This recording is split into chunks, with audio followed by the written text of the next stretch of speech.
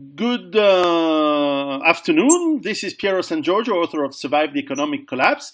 And today I'm very happy to have with us David Icke. Hello, David. Hello.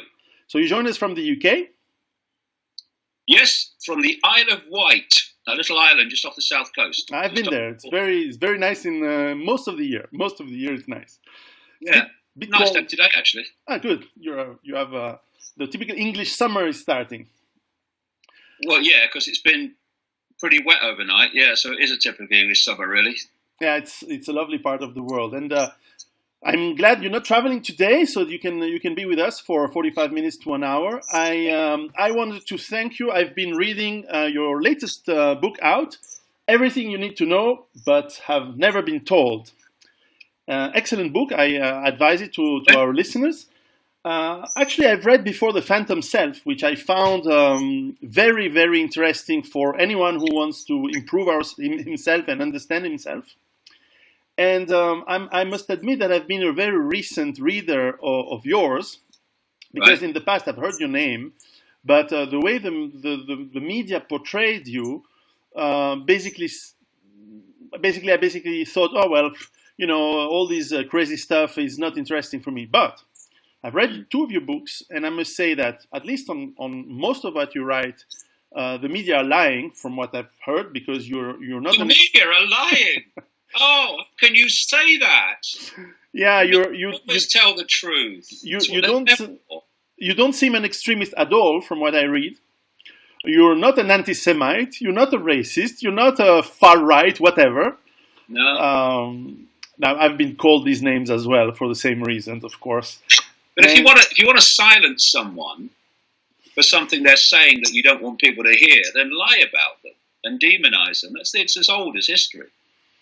Now, some of the things I read there are extremely challenging for anyone who's had the normal education and has been exposed to the normal media for years. So, some of what is inside, I still need to research to see if I agree or disagree with you.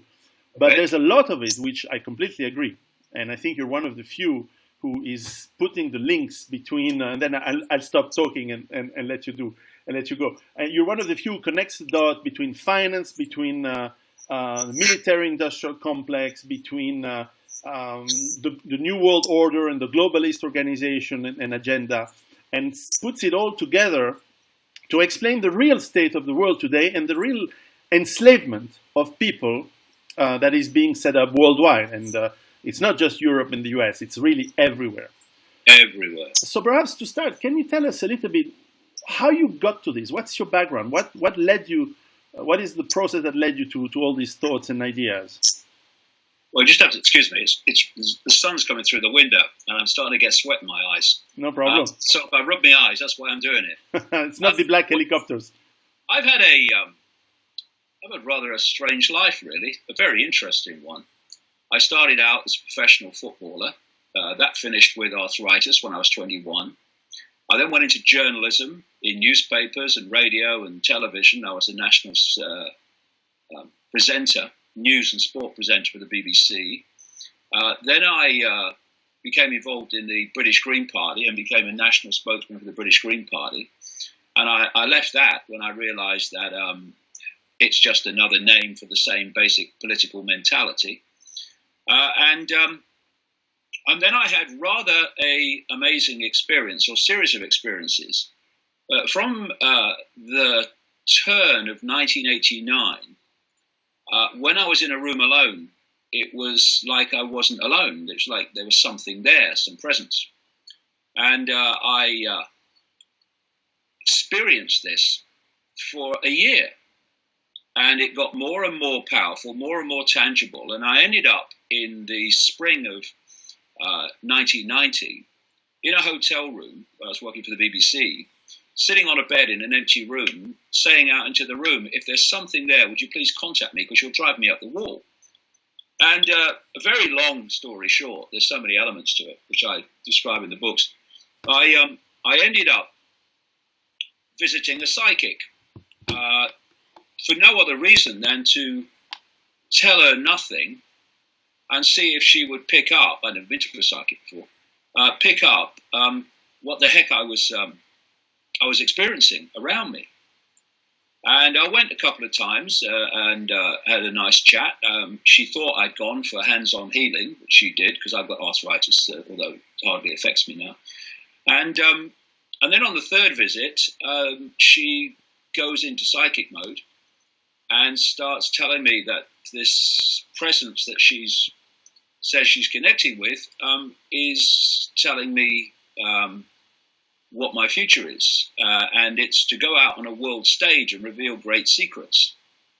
That there were enormous secrets that the population, humanity, needed to know, and were being kept from them. One of the lines she came out with was, "One man cannot change the world, but one man can communicate the message that can change the world." And along with that was basically from this point, you're going to be led to knowledge, and at other times knowledge will be put into your mind, so you'll just know it. And all I can say is, from that moment, that's exactly what happened. I started in the most synchronistic way, bumping into, coincidentally, people, books, documents, personal experiences, and so on, that were like handing me puzzle pieces in a jigsaw puzzle. It started off in the early years where all the information that was coming in the synchronistic way was about what you might call the five sense world, the one we're aware of, that world of everyday experience, what people call the real world. And then from about the kind of mid-late 90s, from about probably 1996, the subject moved in. It still continued with all the other five sense level things, which it has to this day. But then another subject came in, and that was that this network of secret societies and bloodline families, which this synchronicity had allowed me to uncover up to that point, were actually controlled beyond human sight by a force that's not human. And then the real big penny drop for me came just after the turn of the millennium, when another subject came into my life. And what has happened is when a new subject comes in, suddenly that information about that subject is coming to me from all angles. And exactly the same happened with the third main subject, which was the nature of reality itself. What is this world that we are apparently living in? How do we interact with it?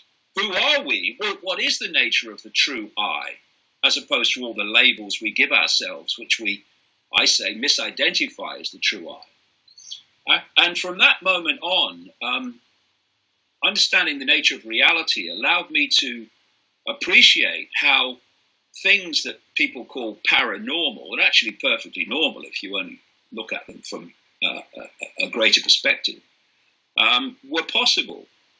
And I started to realize very clearly that this network of secret societies that I'd been uncovering from 1990-91 were actually hoarding this knowledge of the nature of reality and how it works and how we interact with it, and selling us a lie that this world is what it appears to be in our experience, which is everything is solid, everything's apart from everything else, because that keeps us in ignorance of the very nature of the reality we're experiencing. And if we don't understand at least the basic foundations of the reality we're experiencing, and we believe it to be absolutely what it's not, then already the population in general is in a fundamentally potential position of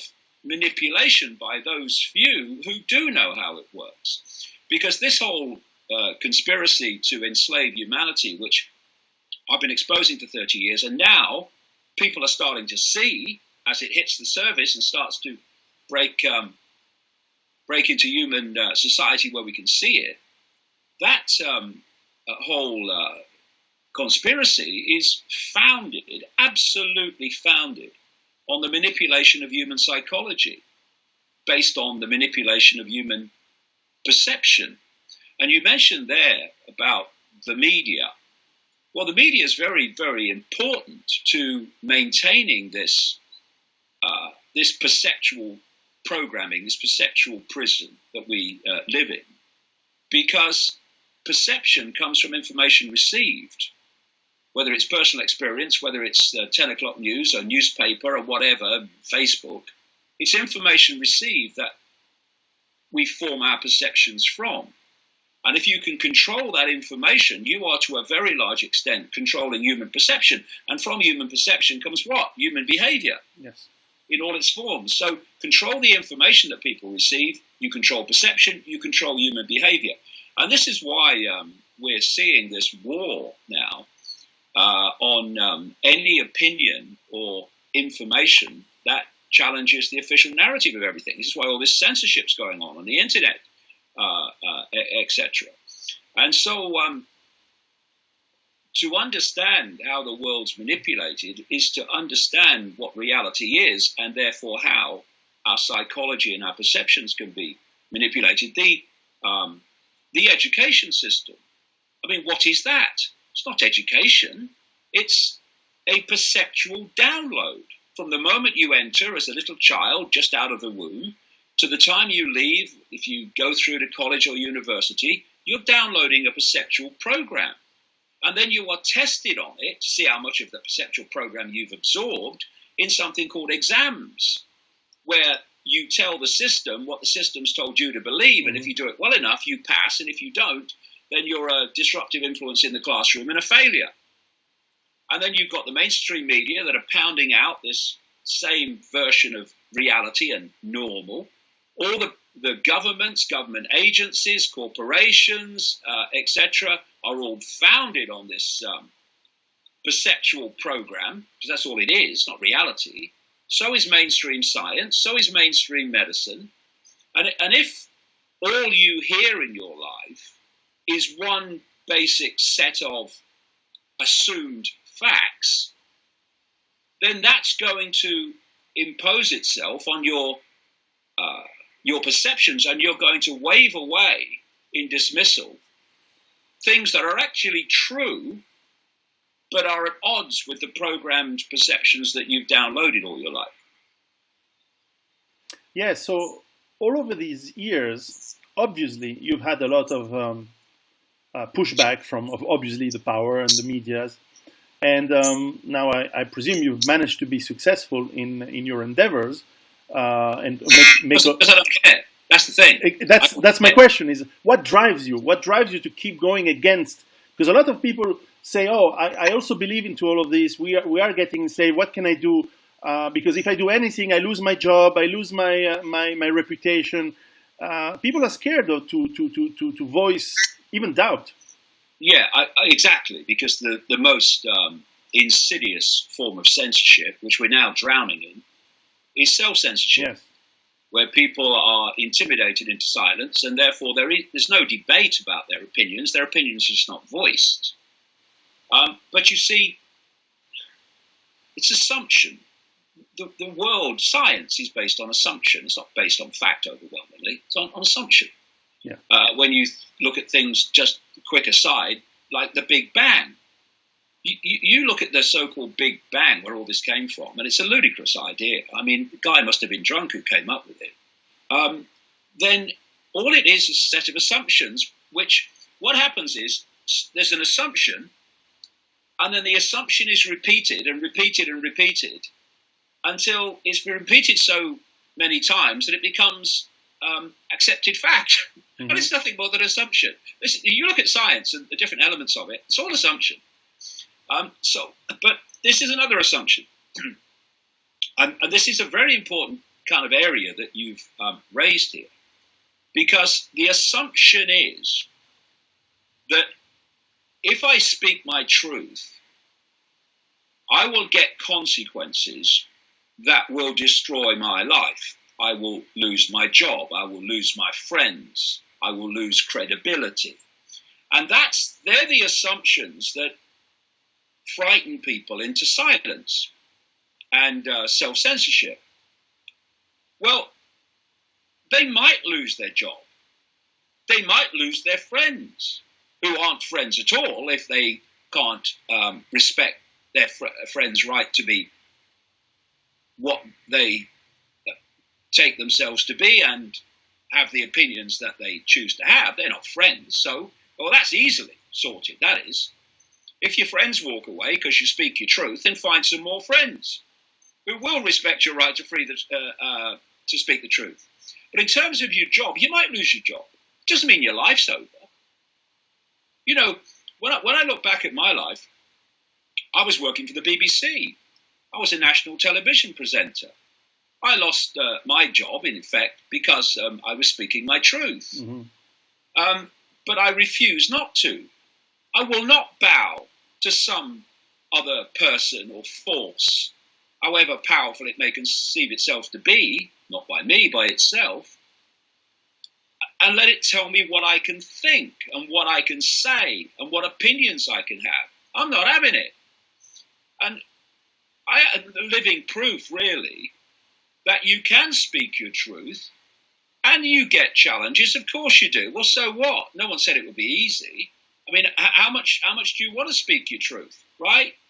Enough to take the challenges, or you don't want any challenges? Well, in that case, well, just put your arms out, get the chains on, and carry on with your life in slavery. And what has happened with me is I've spoken my truth. Some of it has appeared years ago. Some of it's still now to be far out. A lot of it less far out now because it's happening. And I've had challenges. And challenges come and you meet them and you carry on.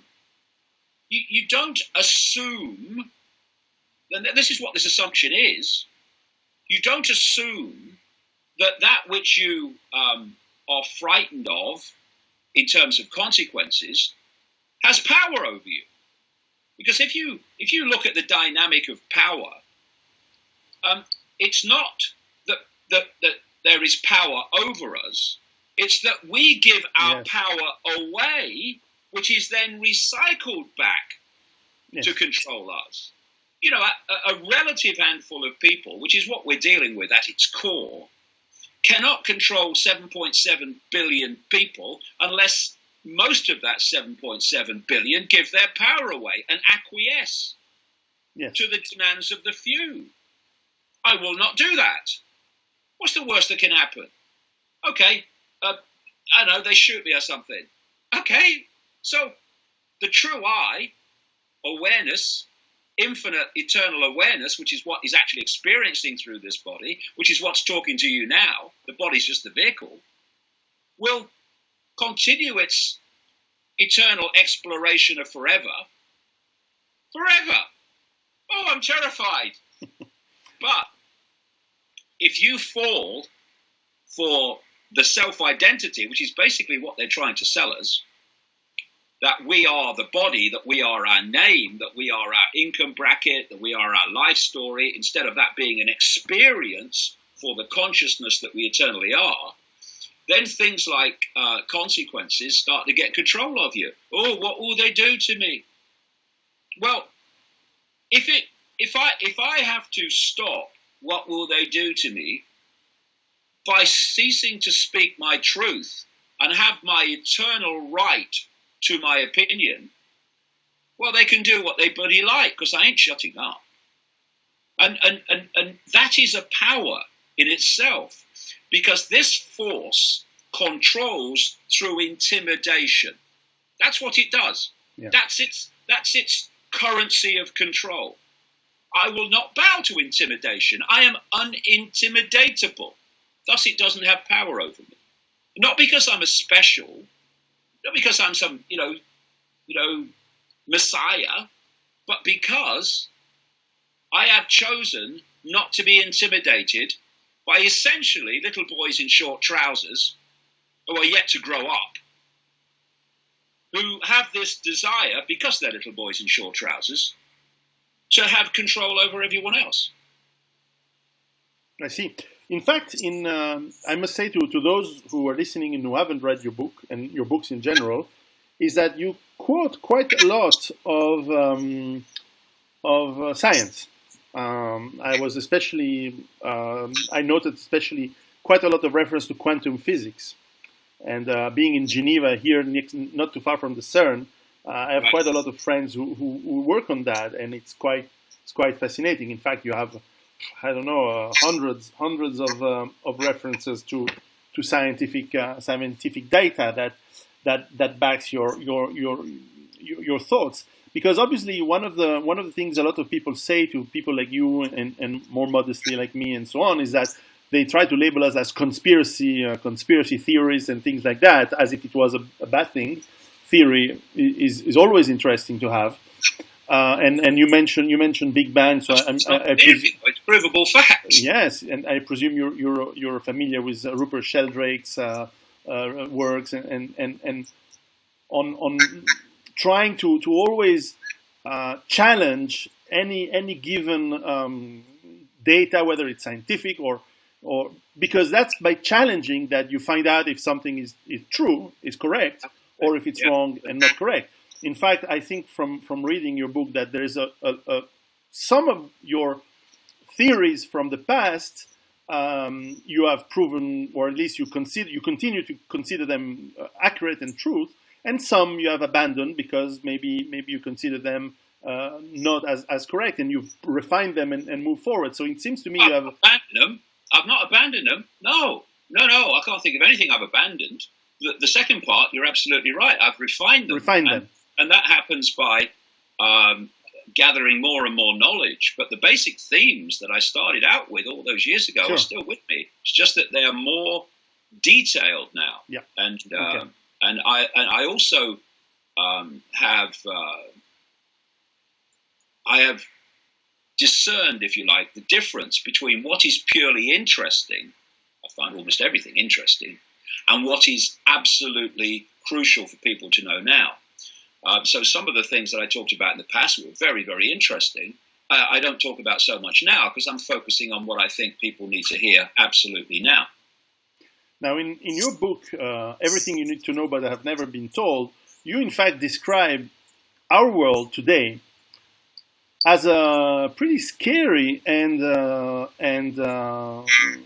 dystopic. It's not a future; it's a present. And how, maybe for our readers, for our viewers, how could you describe the state of the world today? How could you summarize it? Well, read George Orwell, read Aldous Huxley. This unfolding agenda for humanity is not made up by the minute, or the hour, or the day, or even the decade. It goes way back. It's planned way in advance. And if you can uncover that projected agenda for the world, what they want to make happen, then you can start predicting the future, which is what I've done in my books. But I'm not really predicting the future as in a seer pulling it out of the ether. Yes. I'm doing it by uncovering what the plan is, and if the plan is not stopped, if there's not something that stops that agenda unfolding, it will unfold. The idea of what I do is to alert so many people that eventually there will be an intervention and it will be stopped. The idea is not to predict the future, but not to predict the future in terms of ensuring it not happening. Up to this point, it just continues to unfold, although vastly more people are aware of it now than were before. Just look around us. I mean, back in the 1990s, I talked about the war on freedom of speech was coming. Well, we're there. I was talking about the cashless society and the fact that it was nothing to do with money and everything to do with control, and that you were going to have a society where there was nothing except one digital electronic currency, and we're moving towards the cashless society now so fast. Not because I pulled it out the ether, but if you know what the plan is and no one intervenes in it, it's going to happen, and it is happening. And so many other things, a stream of things that were in my books years ago have either happened or are happening, because there is a plan for the total control of humanity by in the end, totally controlling human thought and emotion via artificial intelligence. This artificial intelligence that's coming in, and it's far more advanced than people realize. Because, there's technology we see in the public arena, and then there's the technology in the underground bases and the secret projects, which is light years ahead of what we see. Sure. And because it's not a case of sitting around waiting for somebody to invent the next level of technology which will take the control of humanity on further, but in fact it's already existing, and it's just a matter of playing it out into the public arena in a sequence, which is why it's happening so fast. Then this whole AI agenda, this 5G agenda, this smart agenda is rolling out so fast, and together they are planned to connect AI to the human brain. Google executives are talking about it, have been for a long time, and they even give a timescale of around 2030. And the whole world, everything we do, everything that happens, everything that we think and everything we feel is designed to come from artificial intelligence. Already, if people just lift their eyes from the game show and the sporting events. I mean, I love sport, but, not only sport. I mean, I do tend to look around. And when you do, you realize how far this has gone. And artificial intelligence now is increasingly, and not too far into the future, will complete the job of taking over the military. Yes. And they're already developing and introducing military technology where AI decides if it kills someone or not. And it's taking over. It's like a kind of a version of the Matrix in the movie series where machines take over the world. This is what's happening. Just look around.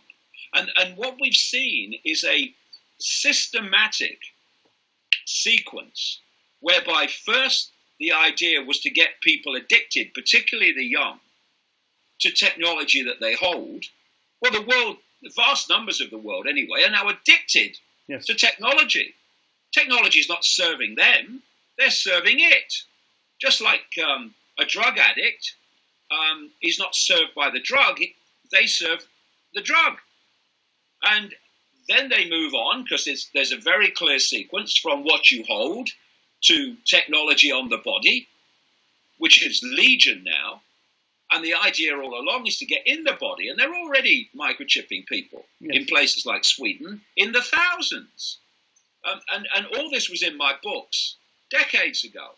Not because I'm a genius, not because I pull it out of the ether, but because you uncover the agenda and you predict the future if the agenda isn't stopped. And so this whole 5G now that's being rolled out without any independent testing, official independent testing, is a weapon. It's a military weapon. That's where it's come from. This millimeter wave frequency band of 5G. And it's being rolled out without any testing, and it's going to be catastrophic. Independent scientists say that, not just me. Because this control grid, controlled by AI, is only possible to function as they want it to function by at least 5G level of communicative power. That's why it's being rolled out. That's why people like Elon Musk are putting up satellites aimed to be, in the end, 20,000 or more, firing the Wi-Fi internet at every inch of the planet, so you won't be able to escape from it. Yeah, this is, by the way, on the side note, another, let's say, a group that has predicted these things, albeit in the disguise of fiction. As you mentioned, Orwell, actually more Aldous Huxley is probably also one. But a lot of movies, a lot of the things in the cinema seems to be, of course, it's entertaining, but it's also messages, perhaps, to a few people who get it. Do you think there's a role there of the media, of the entertainment industry, to actually tell a few of us some alarm, some of what's happening? Well, you could interpret it like that, and in some cases that might be true. But there's also another way of looking at it, and it relates to something known as preemptive programming. Yes. The world that we're being taken into is so fantastically different from the one that we've been used to. Certainly someone like me, born in 1952, when I grew up in the 50s and 60s, the world was very different to what it is now. You look much younger. Yeah, I eat well. But the whole thing about smartphones and computers and all these things, we didn't have them, and funnily enough, didn't miss them. Isn't that amazing? Yeah. We actually talk to each other. Have anyone tried that? So the world that we're being taken into is so different that is an obvious resistance potential of people going, hold on a minute, you want to do what? Have you heard what they want to do? So what they do is they prepare you psychologically by pounding out movies and TV programs, as you rightly identify, which portray the world they want to take us into. So as it comes in for real, that chasm of it's so different is diluted, because subconsciously, even consciously, but absolutely subconsciously, you have a familiarity with it because of all the movies and stuff that you've seen. So that's another way of looking at it. Yeah. Because, like I keep saying, I can't emphasize it enough. This whole conspiracy is about hijacking the psychology, perception of the human race. Now, through your books and excellent presentations, now widely available on the internet and also from your website, which is davidicke.com. I'll put the links down in the description. You are able to touch millions of people.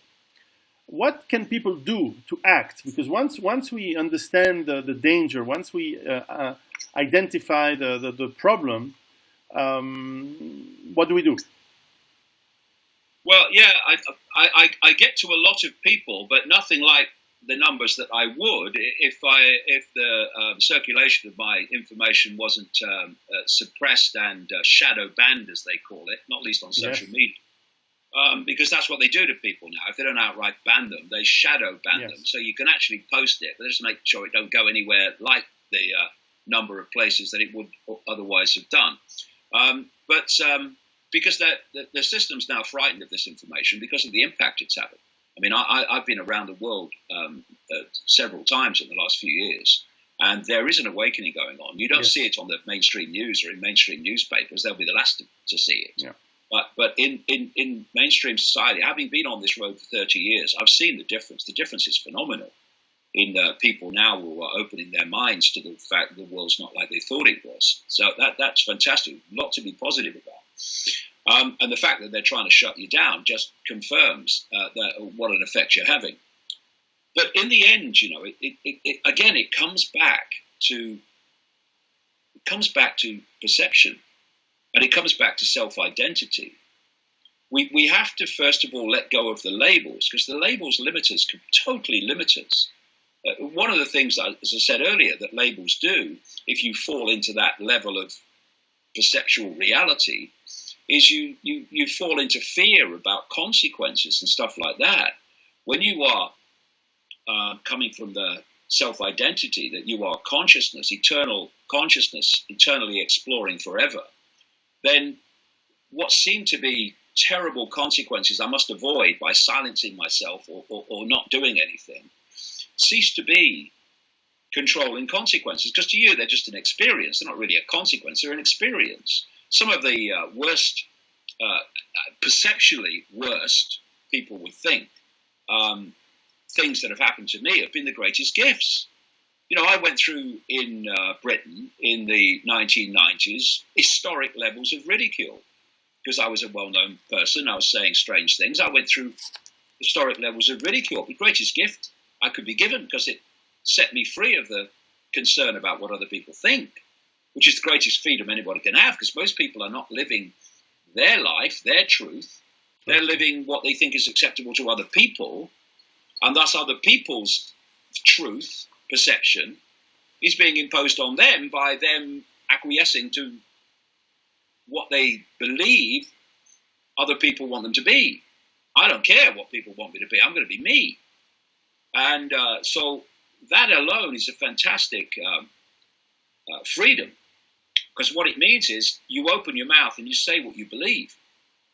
You don't have the mental gymnastics that says before you speak, how can I put this in ways they won't think I'm crazy? How can I, what can I leave out so they'll think I'm an all right person? I don't care what they think. I have no interest in it. I speak my truth and people make of it what they will. It's simple as that. So in the end, it all comes down to perception, because from perception comes everything else. You know, whether we can go into those levels in the time we have, I don't know. But I go into in the books. Yes. In fact, that this reality is basically the dynamic is basically like a computer and Wi-Fi. You know, you have Wi-Fi, which you can't see. It's a radiation field of information, extraordinary levels of information. What do they call it now? The cloud. And that information is in a certain form. It's in a radiation waveform state. But you get a computer, and which can decode that information, and it puts it on the computer screen in a totally different form. And this world that we experience as the world is like a computer screen. The base form of this world is waveform information, potentiality and possibility, waiting to be decoded into manifestation. And so what dictates what we manifest from this potentiality and possibility, these fields of possibility and probability, what dictates what we decode into what we call an experience and what we don't? I say perception. For this reason, everything in our reality is a frequency. Every thought and type of thought is a different frequency. Every emotion is a different frequency. So love is a frequency and hate is a very different frequency, and you can feel it. You know, people talk about good vibes and bad vibes. Well, what are they? They're frequencies that are given off from people by their perceptual state in that moment. You know, people say you go into a room, you cut the atmosphere with a knife. Well, what is the atmosphere? What is this word we call atmosphere? It's the energetic field impregnated by whatever perceptual state and emotional state is being generated in that room or has recently been generated. And that means that our brain interprets that and then sends the hormones and therefore it changes your mood. Yeah, well, what we call hormones at the chemical level of the body is just a reaction. Exactly. It's a holographic expression of the vibrational state, the frequency state. Because everything's a frequency. A poison is a frequency. True. Every atom. Everything's a frequency.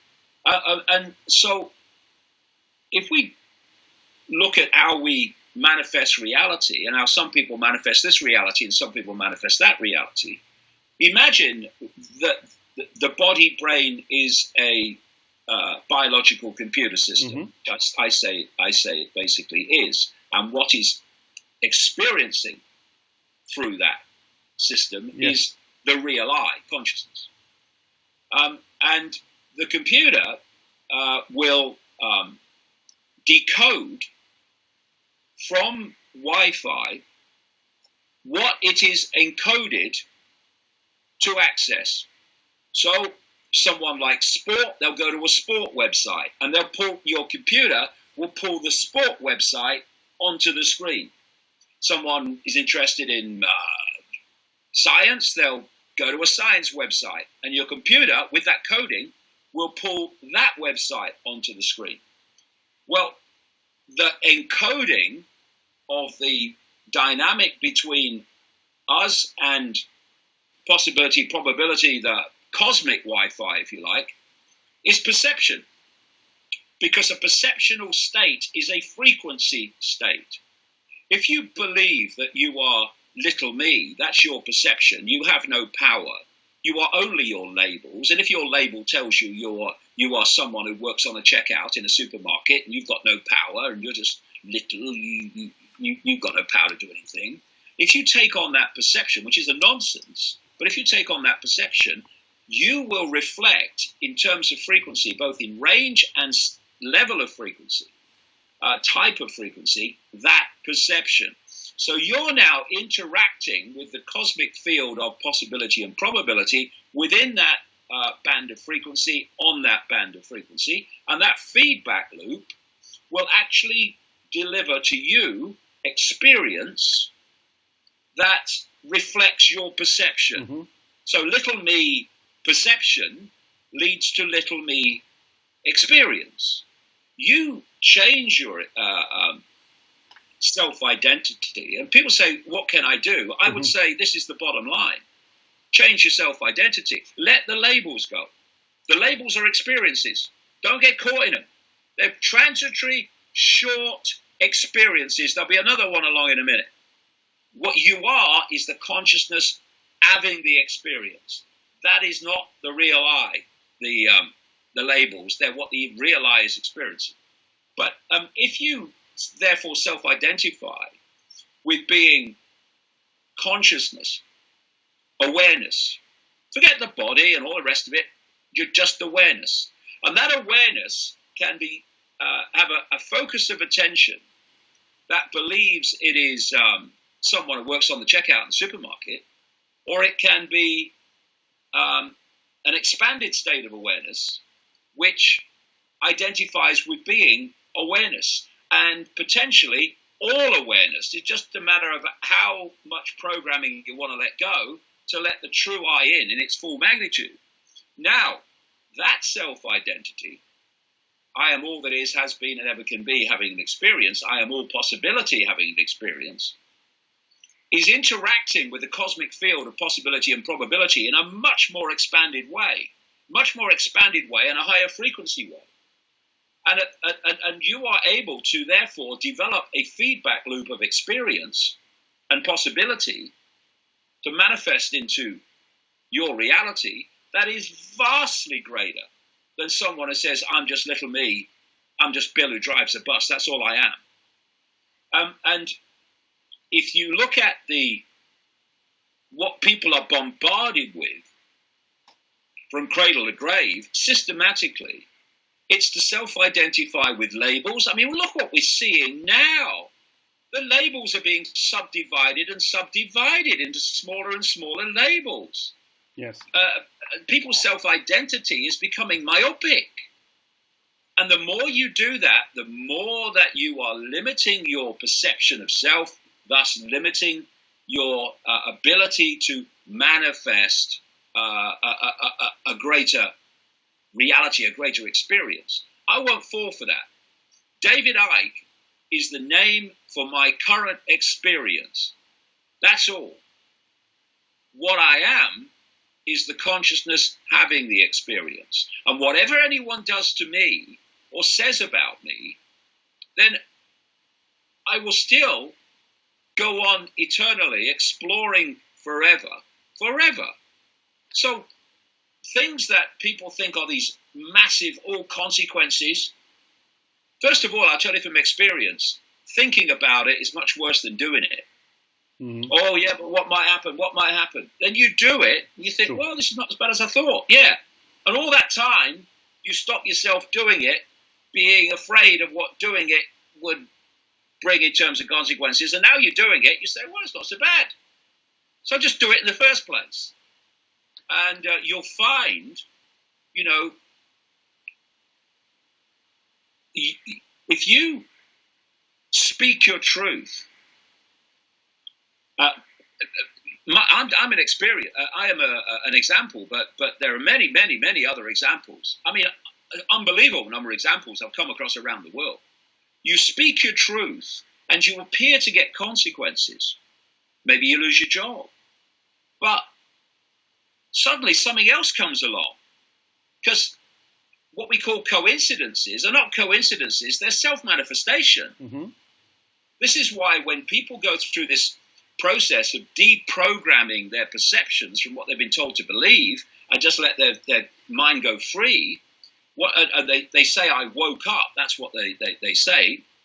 Well, one of the constant themes that you hear from people like that, and my goodness me, I experienced it myself, is when it starts to happen, you start to experience amazing coincidences in your life, which you weren't experiencing before.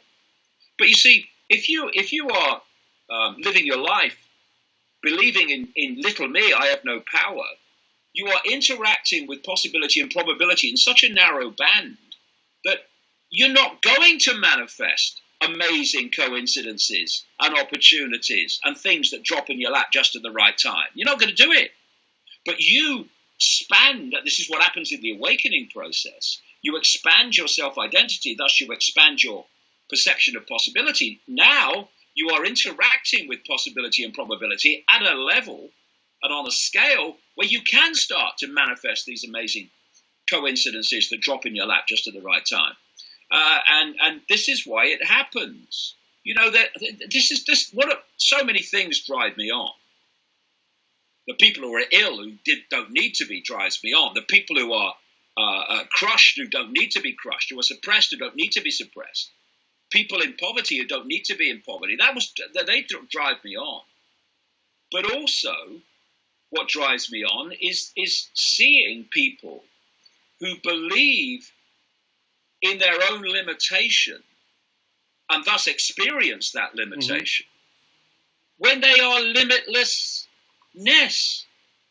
Their limits are only the limits they impose upon themselves, which comes from the perception of themselves, which is why I go back to what I said earlier. The whole foundation of this conspiracy is controlling perception. If they can control your perception individually and collectively, they got you. They got everything. They've got your behavior. They've got everything. Mm-hmm. So we've got to take our perceptions back. We've got to take an understanding back of how we interact with reality and realize that we are actually in control, not some external force. The external force is manipulating our reality and thus our experience by hijacking, hacking into the processes through which we create our experience. They're constantly telling us we're little me, we have no power, we have to look up to other people to be told what to think. Oh, yeah, consequences if you do that. Oh, I better not do it then. They're hacking into our perceptual processes. We have to take them back. And when we do, this world will absolutely transform. Because this world that we call the world and how the world is merely a expression, a holographic expression actually, but a computer screen expression, shall we say, of human collective perception. Mm-hmm. You and me now, we could have a gigantic argument. That's a choice. If my perception of you was a certain way, your perception of me was a certain way, we could have a gigantic argument. But our perceptions of each other are not like that. So we're having a nice chat. And maybe we choose to select the things that put us in the right direction instead of the things that may bring an argument. Yeah, exactly. And that you've kind of brought up another part of this there, in a way, because there is a difference between this and this. Sure. The head, the brain, processes information. It processes information, and whatever information it receives, it processes. This is why it's possible, very, very possible these days, to externally fire frequencies at people. I mean, this has been known for decades. Mm-hmm. Fire frequencies at people within the frequency band that the brain works on. And you can put thoughts, perceptions, and thus actions into the minds of people because the brain is processing information. And basically the brain is taking information and it's like you receive information and you come to conclusions from that information. Yes. This, the heart, not the physical heart that energetic heart in the human energetic system here. This is where we get intuition from. So this takes information and tries to work it out. What does it mean? This knows what it means. Why? Because this is connected to a more expanded state of awareness, a more expanded state of the cosmic Wi-Fi field, if you like. And thus, it comes from a level that potentially, if we allow it to manifest, from a level that does know. And it doesn't have to work it out. That's why when you get an intuitive feeling, it's not an intuitive, or my intuition's just thinking about it. No, I just know. Look at it. Look at the body language, which tells you so much, because the body's just an expression of the mind. When people say, I just know, they go here, don't they? I just know. I know what I've got to do. And when people say, I'm thinking, they go, I'm thinking. They point to where that's coming from. Yes. What's happened, and it's been systematic, is that the head has usurped the heart. The thinking level, the so-called intellect, which is a very low level of perception, has usurped the knowing level of the intuition. And what's transformed my life 30 years ago was when I made the decision that when my intuition, knowing, and my thinking were in conflict, I was going to go with my heart. I was going to go with my intuition. And what it does, it gets you into some scrapes, because this is not seeing the world the same way. Mm-hmm. This couldn't care less what people say about you. Couldn't, because it sees the big picture and realizes it doesn't matter. And therefore, it's going to take you into areas, and you're going to do things and you're going to say things from here that people who are in here still are going to think are crazy, mad, dangerous. We must silence him. But there comes a point, if you keep going with this, is my experience, where this observes the fact, with the passage of events, that when you go with your heart, you might get some challenges. You're bound to, because you're going to be at odds with mainstream society that's coming from here. But it all works out in the end. And it don't just work out despite your challenges, but because of them. And this point comes where this and this think and feel the same. So for a long time now, decades now, when my heart intuition says, I need to do this, this goes, okay, let's go. Whereas in most people, and before, this would say, you can't do that. What will people say about you? What will the people at work say? What about the people down the bar? What were they going to say about you? What about your mother? She'll be upset. And this goes, I just know, so I'm going to do it. And like I say, after a while, this gets it and comes with you. And the war ends, the war between this and this, which is such a disease in the human family. Well, you almost answered my next question, which is that I'm writing, one of my next books I'm writing on is about fear and how you master and manage your fears or control them.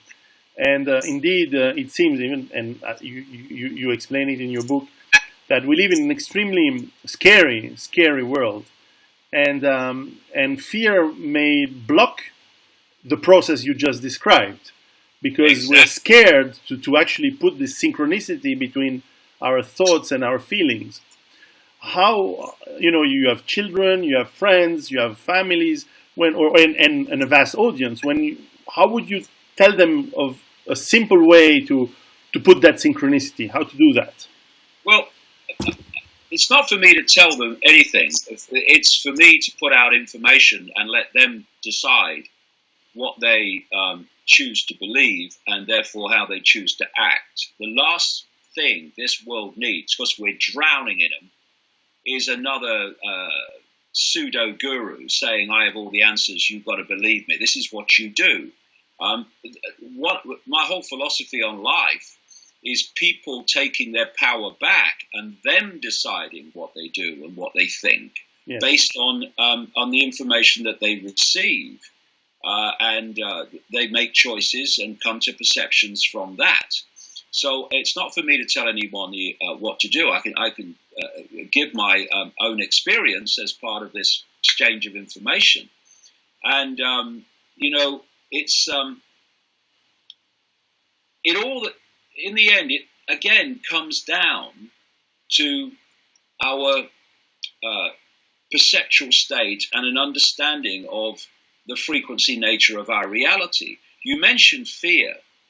Well, fear is an emotion we feel in the level of the five senses, which takes people into rigidity, fear. What do people say? He froze with fear. Mm-hmm.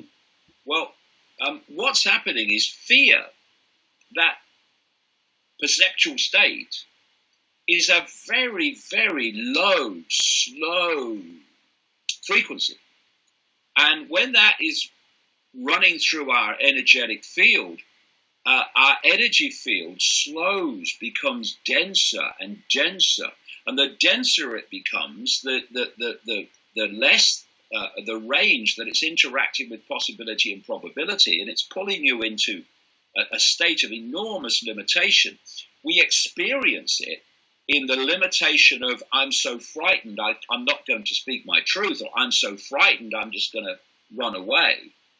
But that is just an expression of the energetic level of it, which is this fear frequency is pulling you into density. This is why when you feel depressed and anxious, people say, I feel so heavy today. And then when you feel joy, you say, I feel so light today, because joy is a very high frequency and vibrates your energetic field to that frequency, and you feel light because you're not in density anymore. So fear is an absolute tool of this conspiracy. They want people in fear. This is what intimidating people into silence is all about. What is it? Intimidation, frightening them into silence. But fear, people say that someone has courage. But what is courage? Courage is overcoming fear. That's what it is. But if you don't fall for fear, you don't need courage because you've got nothing to overcome. And, my philosophy is basically this. Instead of having consequences dictate my actions, I dictate my actions, and consequences will take care of themselves, not least because I don't really care. Why? Because if consequences mean I don't speak my truth, I don't say what I believe to be true, I don't have the right to my opinion, then there are no greater consequences for me than not having a right to an opinion, not having a right to free speech, not having a right to to communicate what I believe. That's the worst consequence of all. All the other consequences, this might happen, they might do this, might do that, are infinitesimal to me compared with the consequences that would manifest as you can't say and communicate what you believe to be right. So if I fall for the other consequences and shut myself down and silence myself and censor myself, then I've actually, in my way I view life, I've actually imposed upon myself the worst consequence of all. There's no worse consequence than being silenced or self-silencing, because from that, every other freedom disappears. Freedom of speech is the foundation freedom from which everything else comes. There is no other freedom if there's not freedom of speech. And so that's the bottom line consequence. All the others will have to take care of themselves, because I'm not taking that fight. I'm not taking that bottom line consequence. I won't have it. if people just spoke their truth and refused to be intimidated into silence, they would see an amazing thing. They'd realize that the power over them has gone, Yes. has disappeared, and that actually all along that fear that was controlling them was an illusion. You know, when I was a footballer, I was a goalkeeper, and I used to sit in the dressing room.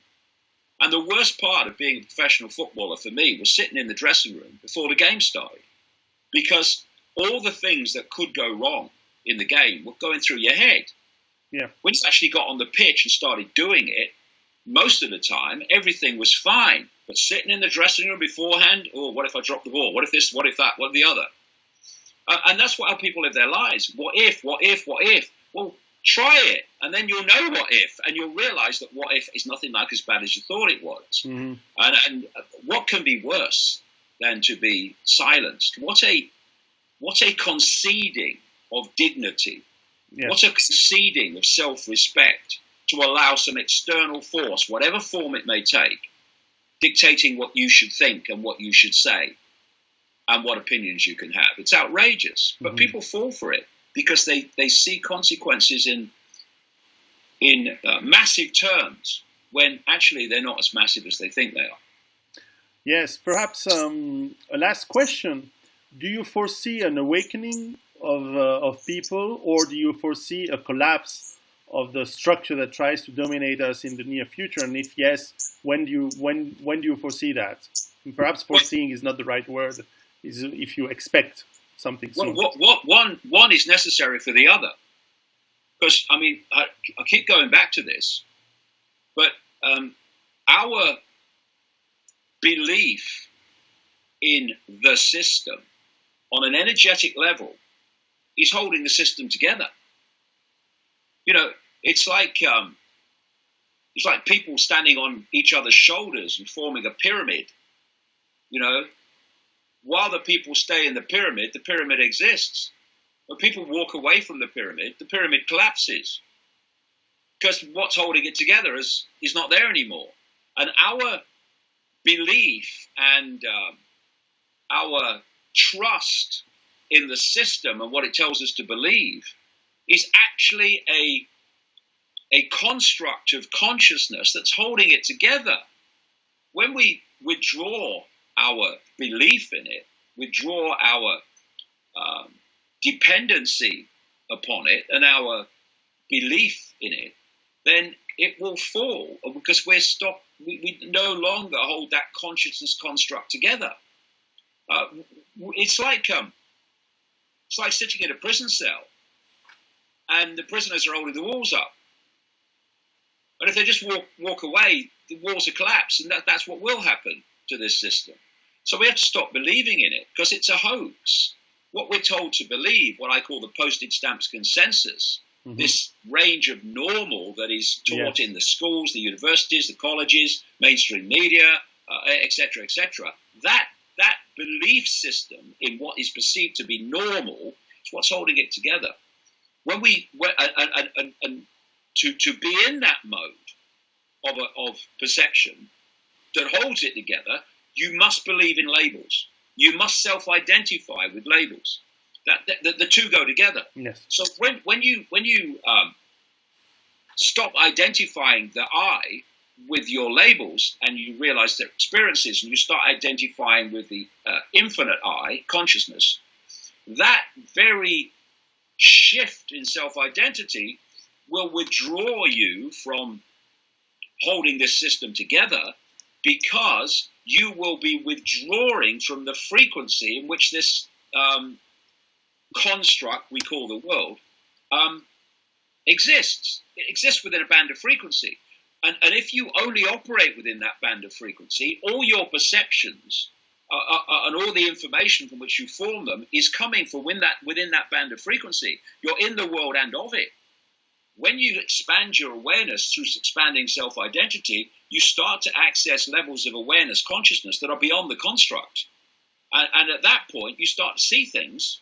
Certainly, you see that in completely different terms. You start to see through it. Instead of seeing dots, you see pictures. and patterns. You start to realize what you're part of. And that's why they have to hold us in this concentrated focus level of normal perception, and to police it by giving a hard time to anyone who breaks out of it. That's the bottom line of everything. It's perception is everything. And you know that from one level because the whole conspiracy is based on controlling human perception. And you can either find a solution to a problem, or you can withdraw the cause of the problem. The cause of the problem is that we've had our perceptions hijacked and focused. If you want to remove the cause of the problem, you withdraw from the program perception, and you let your mind wander into all possibility. And then the whole construct of control must fall. Because this ultimately tiny group that are at the core of this global spider's web of control humanity via humanity. We are that which creates this world. They are the ones that create this world via imposing and implanting our perceptions of this world, which then becomes a collective expression of itself that we call the world. When we, that middle conduit in this sequence, take our perceptions back and stop having them externally implanted, then that few, which can only control via the human mind, loses its power, and the whole world changes. And if we lived in the world that we appear to be experiencing, a solid world of enormous limitation, and everything that is to change that world has to happen in a physical way, then I'd say, well, I'm wasting my time here. I might as well just live out the rest of my life and have as nice a life as I can, because I'm wasting my bloody time, because we've got no chance. But that's not the level that the change takes place. Interesting. The level, this world exists because of the programmed perceptions of humanity. Deprogram those perceptions, this world changes, because it's just an expression of human consciousness made manifest. So from that perspective of how we change things, we can change them tomorrow. There is no time scale even necessary, just a choice of how many people take their minds back. And the more that do, the more the world will change. And it's beginning to change, because more and more people are taking their minds back. And hallelujah to that. Well, I see that even if you are on a more, let's say, my books are much more down to earth on the physical level. How you survive daily, how you get your, if economies collapses, if there is civil war, how do you survive? So your books are a completely different level. And I encourage people to get and reach this level, because in fact you're an optimistic guy, I think. Your message is very optimistic. Very. So I encourage people to read your latest book and your other books, David Icke, Everything You Need to Know But Have Never Been Told. And should you ever be in Switzerland, let me know. Can I just mention one thing? Sure. Before we finish. I've got a movie coming out on the 4th of June, which people can access through davidicke.com. It's a feature film type movie about my life in a way, but actually what it's about is a vast amount of information across all these different subjects, what we've talked about here and many, many more. Mm-hmm. It's gone down fantastically well in premieres that we've had. It's been shot by an American film company and edited by them as well. And I'm very hopeful that this is going to be a vehicle for people who are new to this information, mm-hmm. to see it in a very accessible way. And one of the great, very encouraging things about it, it's called Renegade, is that people who've been to the premieres, who kind of know about my work, but they've taken people with them who don't, have been saying what an impact the film had on the people who are only seeing the information for the first time. So that's very encouraging because that's what we made the film, really. Excellent. Well, I will put the link down in the description of this video. Okay, David, I thank you very much, and see you another time.